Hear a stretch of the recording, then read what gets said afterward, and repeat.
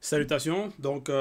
Aujourd'hui, je vais partager un article qui est sur le site zoulasan.com.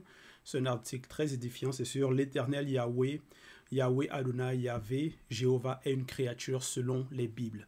Donc, dans cet article est exposé cette créature que plusieurs dans les religions adorent. Donc, je vais mettre le lien dans la description aussi pour ceux qui n'ont pas lu, pour que vous puissiez lire. Allez donc sur le site zoulasan.com pour lire cet article, partager aussi cet article. Donc, l'Éternel Yahweh, Yahweh, Adonai, Yahvé, Jéhovah est une créature selon les Bibles. Donc ici il est écrit, le Dieu des chrétiens qui se fait appeler l'Éternel Yahweh, Yahweh, Adonai, Yahvé, Elohim ou Jéhovah, aurait, selon les Bibles classiques, au cours des âges, des civilisations, des époques, manifesté diverses actions qui prêtent à confusion, vu la nature de ces différentes manifestations douteuses auprès de ses adeptes. Au regard de tout ceci, et vu le comportement adopté par toutes ces personnes religieuses par rapport aux agissements suspects de leur Dieu, fort est de constater que plusieurs occultent cela ou font simplement semblant de ne pas voir l'inévitable. L'Éternel Yahweh, Yahvé, Jéhovah aurait-il une nature cachée? Point d'interrogation. Si oui, laquelle? Ainsi, la question inévitable que beaucoup redoutent à ce sujet est: le Dieu des chrétiens, d'après les descriptions bibliques, est-il une créature? Quelle est la position des écrits de la Bible classique à ce sujet? Et selon la loi morale inscrite en chaque être, que devons-nous penser? Donc, premier point, l'Éternel Yahweh a des pieds. Donc, dans Genèse 3.8, dans Bible des peuples, donc plusieurs n'aiment pas lire, n'aiment pas vérifier. Ici, dans cet article, donc, il y a dans quel passage biblique et dans quelle traduction aussi, parce qu'il y a plusieurs traductions. Plusieurs vont ignorer qu'il y a plusieurs traductions ou vont simplement lire dans une seule traduction. Mais il y a plusieurs traductions. Les traductions se contredisent entre elles-mêmes. Dans Genèse 3.8, ici, dans la traduction Bible des peuples, il est écrit: soudain, ils entendirent les pas de Yahweh, de Yahvé, Dieu, qui se promenait dans le jardin à la brise du soir. Point. L'homme et sa femme se cachèrent de Yahvé, Dieu, parmi les arbres du jardin. Donc, dans cette version, il est précisé en fait que ce il-là, c'est le premier homme et la première femme connus sous le nom de Adam et Ève. Dans les Bibles, après qu'ils aient péché, ils sont allés se cacher et ils vont entendre les pas. Donc, quand tu as des pas, donc tu as des pieds, tu marches sur le sol, tu as des pas, on entend le bruit. C'est ça ici qui est écrit dans la Bible des peuples. Donc, ce Yahvé, ce Dieu, ce Jéhovah de la Bible, il a des pieds et donc quand il marche, donc il y a des pas, ça fait du bruit. Et les personnes entendent cela. C'est une créature, il est contenu dans sa création. Il se met à marcher sur le sol, au jardin, le soir. Donc, il est contenu. Donc, c'est une créature. Et l'homme et la femme se cachèrent de Yahvé, Dieu, parmi les arbres du jardin. Donc, ils sont même en mesure de se cacher de cette créature, de ce Yahvé. Dans ce verset, il est question des pas de Yahvé qui se promenait. La logique voudrait que lorsqu'il est fait mention d'entendre des pas, cela implique qu'un être serait en train de marcher. Exactement, c'est ça la logique. Plusieurs n'aiment pas la logique, plusieurs n'aiment pas réfléchir. Donc, dans cet article-là, c'est bien précisé. Ça explique exactement. Ce qui se confirme d'autant plus par le dictionnaire, action de faire passer l'appui de son corps d'une jambe à l'autre en marchant. Donc ça, c'est par rapport à la définition même des pas.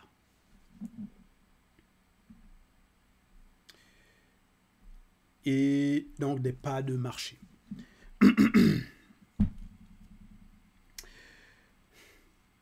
Donc,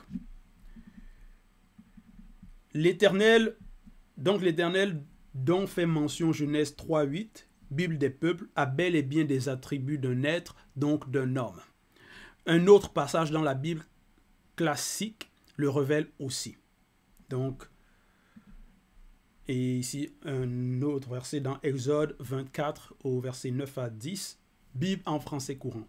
Il est écrit: après cela, Moïse monta sur la montagne avec Aaron, Nadab, Abihu et les 70 anciens d'Israël. Ils virent Dieu d'Israël sous ses pieds. Il y avait une sorte de plateforme de saphir d'un bleu pur comme le ciel. Donc ici dans Exode 24, Moïse, Aaron, Nadab et Abihu et les 70 anciens d'Israël. Donc il y a plusieurs personnes. Ils virent Dieu. Ils ont vu Dieu et ils ont vu aussi sous ses pieds. Donc ils ont vu ses pieds. Ils ont dit, il est écrit sous ses pieds. Sous ses pieds, il y avait une forme. Donc il y a la limite où ses pieds s'arrêtent. Donc il est contenu quelque part. Ses pieds sont quelque part. Et il y a sous ses pieds. Donc il y a la limite. Donc ça confirme en fait aussi le fait qu'il a des pas, il marchait. Dans Genèse 3:8, dans Bible des peuples, il a des pas, il marche au jardin, il est en train de chercher. Donc parce que c'est une créature, il est contenu. Il n'est pas omnipotent, omniscient. Donc ça c'est le Dieu d'Israël, l'Éternel. Donc ça c'est les noms qui vont donner, que plusieurs vont adorer. C'est une créature en fait. Donc voilà. Le Dieu que plusieurs ont accepté est exposé ici dans cet article.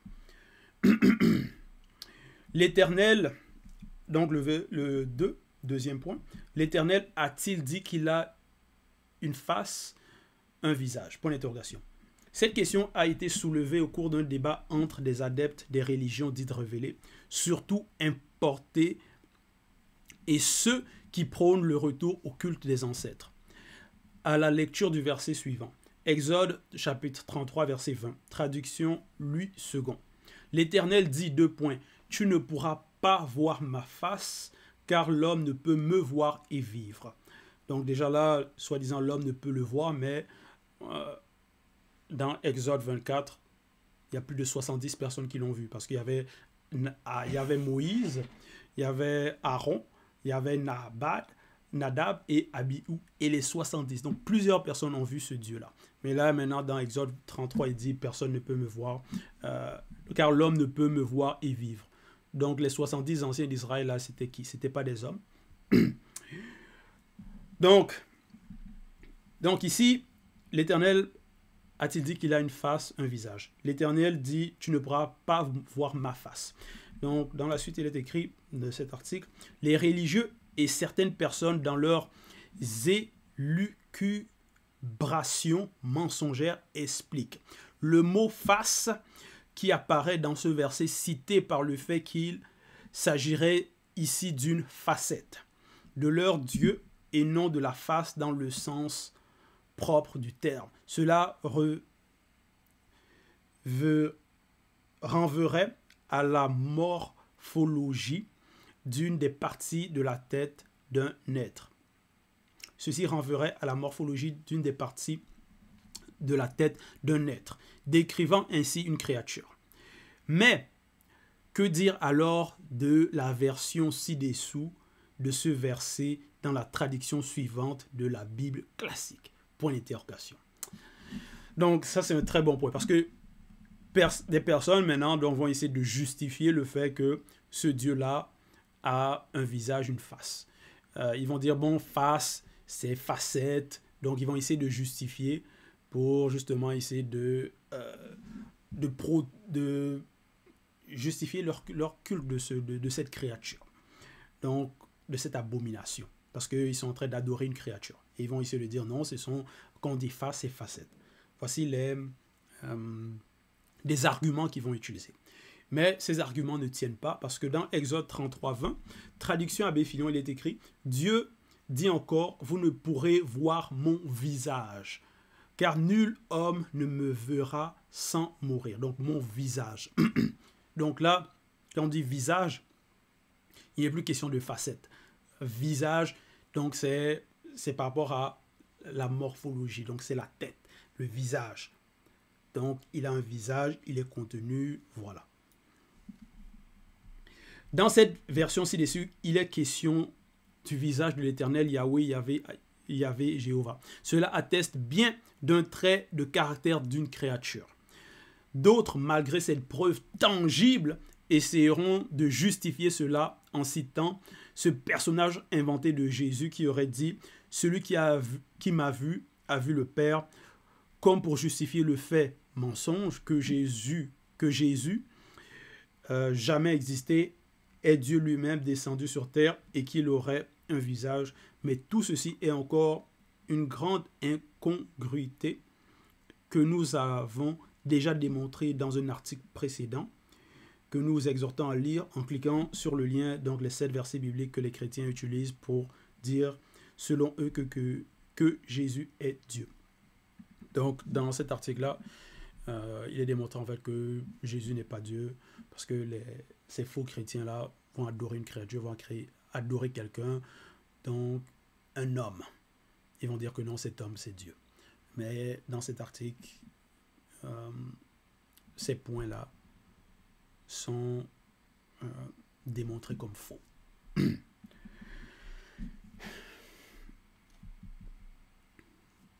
Par rapport aux 7 versets bibliques donc, que le chrétien utilise pour dire selon eux que Jésus est Dieu. Donc, troisième point, l'Éternel, Yahweh, Jéhovah, s'assied et porte même des habits. Donc, au premier point, dans cet article, il est démontré en fait que cet Éternel a des pieds.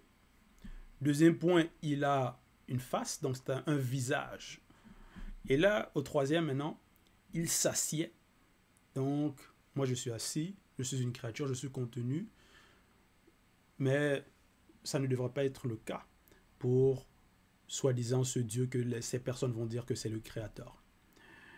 Mais cet Éternel, il s'assied, il s'assoit, et il porte des habits. Donc, ces habits le contiennent, le couvrent. Donc, dans 1 Roi 22, 19, Bible, crampon. Et Michée dit, écoute donc la parole de Yahweh. J'ai vu Yahweh assis sur son trône et toute l'armée du ciel se tenait auprès de lui, à sa droite et à sa gauche. Voilà. Yahweh assis sur le trône. Parce que certains ont dit non, le vrai nom de soi-disant Dieu, c'est Yahweh, Jéhovah, Elohim, ainsi de suite. Mais votre Yahweh là, Yahvé, il s'assied, il s'assoit sur soi-disant son trône et toute l'armée du ciel se tenant auprès de lui à sa droite et à sa gauche. Donc ce Yahweh, il a à sa droite et il a à sa gauche. Donc on voit bien qu'il est contenu, il est quelque part. Et dans Ésaïe 6.1, il est écrit l'année de la mort du roi Osias. Je vis le Seigneur assis sur un trône très élevé et les pans de sa robe remplissaient le temple. Et donc les pans de sa robe, donc il a un vêtement, il porte quelque chose, ça remplit le temple. Donc il est contenu aussi par cette robe-là, il est dans cette robe, voilà. Donc il est habillé. Donc votre Éternel a des habits. Dans ces versets cités, donc dans la suite de l'article est écrit, il est question de 2 prophètes des Bibles classiques qui voient avec les yeux de leur esprit par une vision. Jéhovah Yahweh, l'Éternel Yahweh, Adonai Yahweh, dans le monde des esprits et que les chrétiens appellent royaume des cieux. Cette scène déjà démontre que Jéhovah est contenu non seulement dans la création, mais aussi par son vêtement. Entre parenthèses, qui enveloppe son corps. Ce créateur Yahweh, Jéhovah Yahweh, l'Éternel, Adonai Yahweh, n'est-il pas le Tout-Puissant? Point d'interrogation. Il a besoin de s'asseoir. Ressent-il de la faiblesse, fatigue, tout comme la créature? Ou a-t-il besoin de se reposer? A-t-il froid pour devoir porter un vêtement? Point d'interrogation. Et de quoi son vêtement est-il fait? Qui le lui a cousu? Alexandre McQueen, Christian Dior? Point d'interrogation. Donc, en fait, c'est absurde tout cela. Le fait que, soi-disant, le Créateur, c'est ce Yahweh, cet éternel, c'est ce faux Dieu qui se fait passer pour le Créateur dans la conscience de plusieurs. Il va s'asseoir. Il va s'asseoir. Il porte une robe. Il est contenu. On voit bien une créature. Quatrième point. L'Éternel est-il susceptible? Exode 17, 16. Traduction Louis II. Il dit, parce que la main a été levée sur le trône de l'Éternel, il y aura guerre de l'Éternel contre Amalek, de génération en génération. Vraisemblablement, le trône de Yahweh est accessible à tous, ce qui frustre ses sentiments et le met dans un tel état de colère qu'il en décrète même une guerre. Et oui, le Dieu des chrétiens va aussi en guerre contre ses fidèles. Voilà, donc susceptible. Point 5. L'Éternel, donc il y a plusieurs noms qu'il donne à ce faux Dieu, Yahweh, Yahweh, Javé, Jéhovah, est un être de guerre. Donc dans Exode 15, 3, traduction John Nelson Darby, l'Éternel est un homme de guerre. L'Éternel est son nom, voilà. L'Éternel est un homme. Homme, même ce H de homme est minuscule. Donc ce faux Dieu que vous adorez, que plusieurs vont adorer, est un homme. Un homme. Un homme de guerre. Un homme. Un homme. Dans cette version biblique de ce verset, l'auteur révèle, mais confirme surtout que l'Éternel Yahweh, Elohim, Yahweh, Yahvé, Jéhovah, qui est une seule et même créature, est un être qui pratique et aime la guerre. Voilà. En plus de cela, l'auteur de cette version mentionne ici un point important qui révèle selon lui la nature de Yahvé. Il dit de lui que c'est un homme. Ici encore la démonstration d'une caractéristique propre à une créature. Comment ne pas alors se poser la question de comment l'Éternel Elohim Yahweh, Yahvé, Jéhovah qui est Dieu pour certains et qui aurait créé toutes choses selon eux, va en guerre contre sa propre créature. Pour qu'il y ait guerre, il faudrait un adversaire, un ennemi. Ainsi, leur Dieu aurait-il comme adversaire et ennemi sa propre créature? Point d'interrogation. Comment expliquer que sa créature puisse lui résister au point qu'il lui fasse la guerre? Ne peut-il pas la faire tout simplement disparaître sans combattre? Point d'interrogation. Voilà, il faut se poser des questions. Parce qu'ici, on sait que dans le visible, un pays va en guerre contre un autre pays. Voilà, ils se font la guerre. Mais donc le Dieu, il va se faire la guerre contre les créatures. Question. L'Éternel, Yahweh, Yahvé, Jéhovah, a un cœur, regrette et se répand. Voilà, donc c'est en fait une créature, quoi. Il regrette. Donc il fait des actions déplorables. Voilà pourquoi il se répand. Genèse 6.6, Bible à la colombe. L'Éternel regretta d'avoir fait l'homme sur la terre. Et son cœur, donc il a un cœur, fut affligé. Fut affligé. Genèse 6.6, traduction Abbé Crampon. Et Yahweh se repentit. Se repentit. Donc quand tu te repens, c'est-à-dire tu fais quelque chose de mal, tu fais quelque chose de mauvais, tu regrettes. Donc tu regrettes ce que tu as fait dans le passé. Parce que tu n'as pas le pouvoir sur le temps et l'espace. Donc tu ne savais pas. Donc tu fais des choses, ensuite tu regrettes. Une créature, quoi, contenue. Genèse 6.6, traduction Abbé Crampon. Et Yahweh se repentit d'avoir fait l'homme sur la terre et il fut affligé dans son cœur. Définition, regretter, être mécontent de ce qu'on a fait, se reprocher d'avoir agi d'une certaine façon. Le fait de regretter prouve par là que l'Éternel Yahweh, Jéhovah, Elohim, Yahweh, Yahvé, ne savait pas ce qui allait arriver dans la suite des temps. Voilà. L'Éternel Yahweh, Yahvé, Jéhovah, Yahvé, Jéhovah incite approuve le mensonge. 1 Roi 22, 22, Bible des peuples, il a répondu, je vais aller et je me ferai esprit de mensonge dans la bouche de tous ces prophètes. Alors Yahvé lui répondit, tu réussiras, tu arriveras à le tromper par et fais comme tu l'as dit. Voilà, voilà. Il approuve le mensonge. Un esprit dit ici, il a répondu donc, un répond, je vais aller et je me ferai esprit de mensonge dans la bouche de tous ces prophètes. Et Yahvé répond, il entend cela, il entend ces paroles-là, de la personne, de celui-là, qui va se faire esprit de mensonge. Yahvé, il entend, il écoute ça, il dit, pars et fais comme tu l'as dit.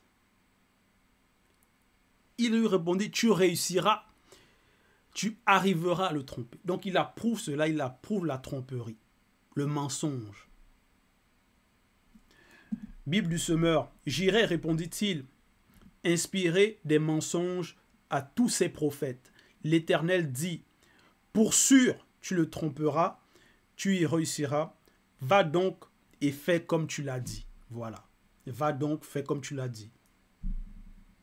Donc, c'est comme quelqu'un vient te dire, ah, je vais aller mentir à celui-là, je vais aller le tromper, je vais aller l'arnaquer, et là, toi, tu le dis, oui, vas-y, trompe-le, fais comme tu l'as dit. Tu approuves cela. Donc, tu es complice. Tu es en accord avec cela. Comment comprendre qu'un Dieu, pour vaincre sa propre créature, passe par un esprit de mensonge, entre parenthèses démon, pour réaliser son désir, alors qu'il est dit selon la loi, tu ne mentiras point. Yahvé, l'Éternel, Yahweh, Elohim, Yahweh, Jéhovah, de surcroît démontre qu'il ne sait pas tout et a besoin d'assistance venant d'une autre créature. Voilà. L'Éternel, Yahweh, Jéhovah, Yahvé, Jéhovah, aime les sacrifices, approuve les crimes rituels. Voilà. Comme il est dit que Yahvé, c'est un homme de guerre, donc il est normal aussi qu'ici, au point 8, il approuve aussi des crimes rituels, parce qu'il aime le sang. Genèse 22, 2, Bible du semeur. Prends Isaac, ton fils unique que tu aimes. Déjà, est-ce que Isaac, c'est le fils unique? Donc, cette Bible-là aussi, pleine de mensonges. Ton fils unique que tu aimes, donc, ce Yahvé-là, il se trompe. Il se trompe.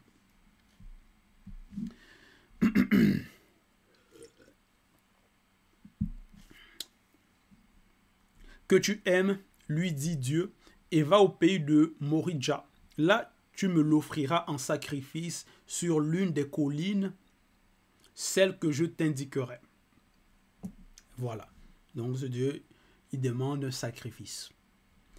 Juge 11, 31. Celui qui, traduction Pirote Clamère. Celui qui, à mon retour en paix de chez les fils d'Amon, sortira le premier des portes de ma maison, au-devant de moi sera à Yahweh, et je le sacrifierai en holocauste. Juge 11, 31, Bible des peuples. Le premier qui passera à la porte de ma maison pour venir à ma rencontre après ma victoire sur les Ammonites, il sera pour Yahvé et je le sacrifierai par le feu. Quel est ce Dieu qui demande à sa propre créature de lui offrir leurs enfants innocents par rapport à cette action en sacrifice, comme ce qui est vu dans toutes les doctrines occultes répandues dans le monde qui ont besoin de sacrifices de sang sous toute forme. Doctrine inspirée par les démons. Voilà. Donc, voici le Dieu, ce faux Dieu Yahweh qui est exposé, sa manière d'agir, sa manière de faire, ce qu'il demande. Les sacrifices. Le sang versé. Voilà. Et certains vont toujours se lever pour défendre ces abominations. Yahvé, Jéhovah est jaloux. Plusieurs personnages principaux dans les Bibles classiques ont témoigné du caractère jaloux de Yahvé. Nahum 1:2, traduction Louis II. L'Éternel est un Dieu jaloux. Il se venge. L'Éternel se venge. Il est plein de fureur. L'Éternel se venge de ses adversaires. Il garde rancune à ses ennemis. Il garde rancune. Donc, il est rancunier. La version de ce verset témoigne de l'impuissance de Yahvé face à ses adversaires par rapport à une situation dans un temps donné, au point qu'il en a jusqu'à leur garder rancune. Voilà, il garde rancune. Dans les versets suivants, Yahvé affirme qu'il est jaloux, confirmant ainsi les propos de Nahum. Il poussa sa jalousie à un tel point qu'elle alla contre son propre nom. Alors, que dire de l'effet de sa jalousie contre sa propre créature? Ézéchiel 39, verset 25. Bible Crampon 1923. C'est pourquoi ainsi parle le Seigneur Yahweh. Maintenant, je ramènerai les captifs de Jacob, j'aurai compassion de toute la maison d'Israël et je me montrerai jaloux de mon nom. Deutéronome 32, 21, Bible C. Crampon 1923. Ils ont excité ma jalousie par ce qui n'est pas un Dieu. Donc, ce Dieu-là, il est jaloux. Ce Yahvé, ce faux Dieu-là, il est jaloux. Et les personnes sont en mesure d'exciter cette jalousie-là. Ils ont excité ma jalousie par ce qui n'est pas Dieu. Ils m'ont irrité par leurs vaines idoles. Et moi, j'exciterai leur jalousie par ce qui n'est pas un peuple. Je les irriterai par une nation insensée. La véritable nature cachée de Yahvé. Fort tout ce qui a été exposé, répondre à la question pour vous, quelle est la nature réelle de Yahvé, l'Éternel Yahweh, Yahweh, Elohim, Jéhovah. Selon les Bibles classiques, toutes les versions confondues, Yahvé, l'Éternel Yahweh, Yahweh, Elohim, Jéhovah, est décrit comme une créature, ne disposant ni d'une puissance illimitée, ne sachant pas tout, étant contenu dans un lieu ou par son vêtement, incitant au mensonge, au sacrifice humain. Un être qui regrette, non dans le but de faire le bien. Qui aime la guerre, étant foncièrement jaloux et ayant pour adversaire ou bien ennemi sa propre créature. Nous, en tant qu'initiés par le verbe de Loba soumis aux lois de celui-ci, pouvons néanmoins comprendre que pour beaucoup, il n'est pas aisé de décoder et discerner la véritable nature du Dieu de la Bible classique, qui n'est rien de moins que démoniaque. Si vous voulez approfondir vos recherches ou connaissances sur qui est l'Éternel Yahweh, Yahweh, Elohim, Jéhovah, nous vous recommandons fortement de commander le livre de la démonologie qui dévoile sa vraie forme et sa véritable nature maléfique. Mauvais esprit en allant sur les éditions zulula100.com. Extrait de Démonologie 1.624, Elohim, Jéhovah, etc. Le puissant démon. Donc, voilà. Et nous vous exhortons aussi à voir la vidéo suivante en cliquant sur la véritable nature cachée de Yahweh, Jéhovah, l'Éternel. Donc, Zulula, sans le seul enseignant, a déjà enseigné, dévoilé, donc, la véritable nature de Yahvé, de ce faux Dieu, Jéhovah l'Éternel. Loba, unique créateur, est vrai et redoutable, vit inexplicablement hors de toute chose, hors de toute réalité. Lui n'a besoin de rien car il manifeste tout par la manifestation de sa volonté, par son verbe et même toute la connaissance interdite. Ainsi, on ne peut le confondre ou vouloir le comparer à la créature. Voilà. Référence vidéo, la face cachée de Dieu, non par Zulula 100. Et vidéo, la confusion de 1 Timothée 6, 16, par Zulula 100. Voilà. Donc voilà, c'était l'article très édifiant qui expose ce faux Dieu. Donc partagez cet article, allez lire, envoyez ça à ceux qui vont se dire chrétiens, qui voilà, qui adorent ce faux Dieu-là. Parce que ce faux Dieu est exposé. Ça, ses maléfices donc sont exposés, sont dévoilés. Sa nature. Voilà. C'était le partage. Toute gloire le bas.